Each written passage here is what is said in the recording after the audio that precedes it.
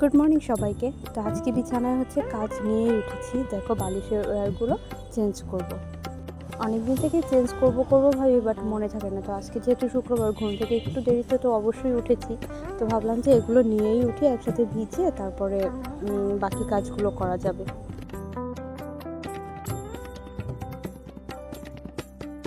এরপরে মনে পড়লো আমার তো একটা ব্যাগ আছে, তো ওই ব্যাগটাকেও আমি বিগত এক সপ্তাহ ধরে ধুবো করছিলাম, বাট ধুচ্ছিলাম না। তারপরে আগে ভাগে আমি পরোটা দিয়ে চা খেয়ে নিলাম যে ব্রেকফাস্ট করি। তারপরে ব্যাগটা বের করে ওটাকে ভিজিয়ে রাখবো এবং পাশাপাশি বাকি কাজগুলো করে ফেলবো।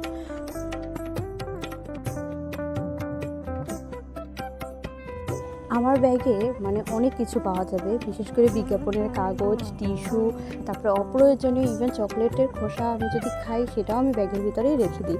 আর রং পেন্সিল ছিল, কলম ছিল, অনেক কিছু ছিল।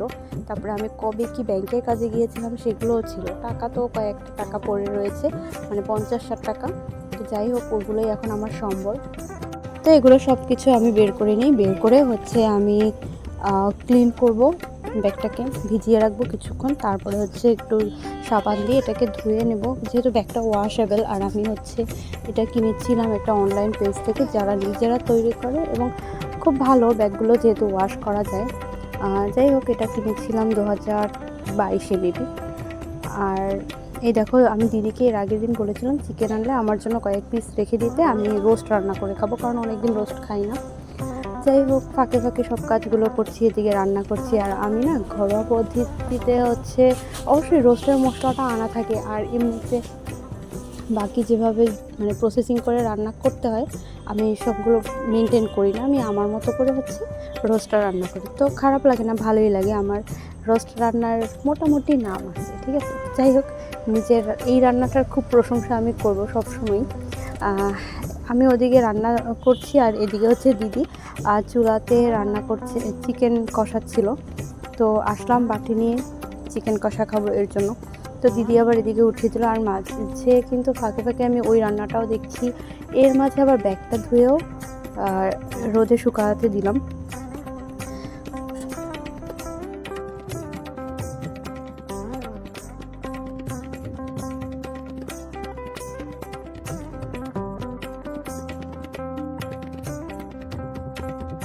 যেহেতু মাংসটা আমি বেশি তেলে ভাজিনি, একদম ডিপ করে ভাজিনি, সেহেতু এটাকে জল দিয়ে ভালোভাবে এটা সেদ্ধ করতে হবে। তো সেই মতো আমি অল্প অল্প জল দিয়ে করছি।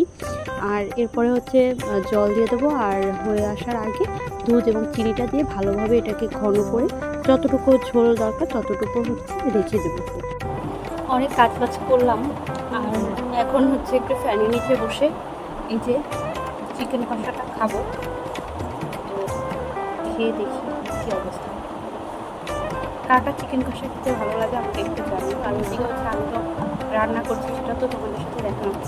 তো এটা হয়ে গেছে প্রায়। এরপরে আমি আরেকটু কাজ আছে, সেই কাজটা করে স্নান করবো, তারপরে খাওয়া দাওয়া।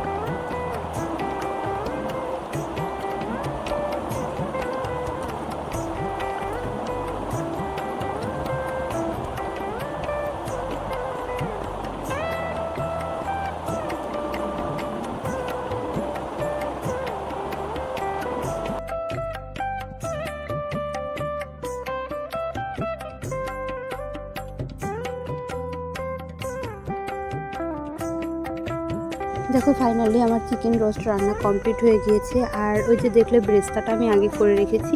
আমার তো চিকেনে বলো আর পোলাওতে ব্রেস্তা দিয়ে খেতে বেশি ভালো লাগে। তো এই তো আমি আগেই ব্রেস্তা করে রেখেছিলাম। আর এই যে রান্নাটা সম্পূর্ণ যে রকমের গ্রেভি রাখবে সেই অনুযায়ী, তো আমি একটু ঘন ঘনই রেখেছি। আমার চিকেনের রোস্টের গ্রেভি খেতে বেশি ভালো লাগে। আর দেখো, আমি না পোলাও রান্না করছি, এত সুন্দর ঝরঝরে হয়েছে।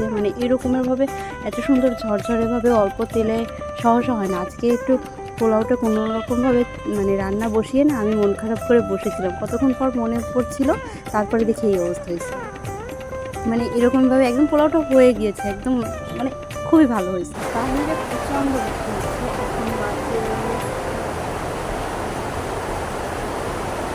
এখন বাজে 5টা 10।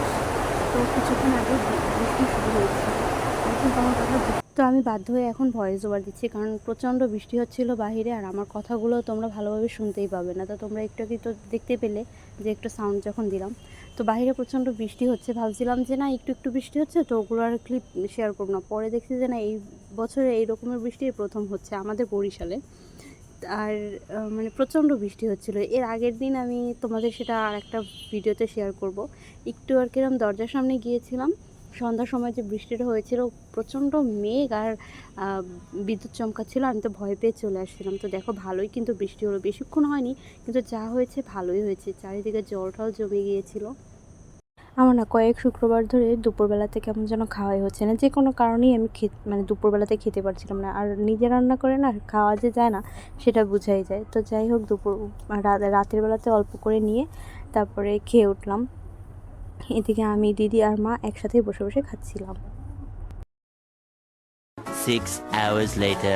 তো রাতের বেলা বিছানা করতে এসে দেখি বিছানার অবস্থা তো খারাপ, এগুলো আমাকে গুছাতে হবে। আর এদিকে আমি কালকে কী কী করবো সেটাও লিখে নিয়েছি। আর অয়েলি স্কিন হয়ে গিয়েছিল আমার, টিজন বেশি অয়েলি, তো এর জন্য ভালোভাবে মুখটাকে সাবান দিয়ে ধুয়ে তারপরে হচ্ছে মুছে নিলাম। আর আমাদের চোখের আমরা যে কাজল পরি, তো ওয়াটার লাইনটা হচ্ছে বেশি অয়েলি হয়, তো ভালোভাবে মুছে নিলাম। এরপরে হচ্ছে বিছানার মানে যা আছে সব কিছু গুছিয়ে নিই।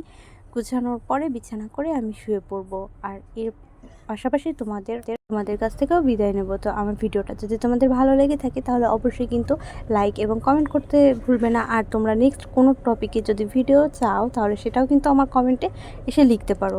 তো আজকের মতো আমি এখানেই বিদায় নিচ্ছি। বাই, সবাই ভালো থেকো, সবাইকে শুভরাত্রি, গুড নাইট।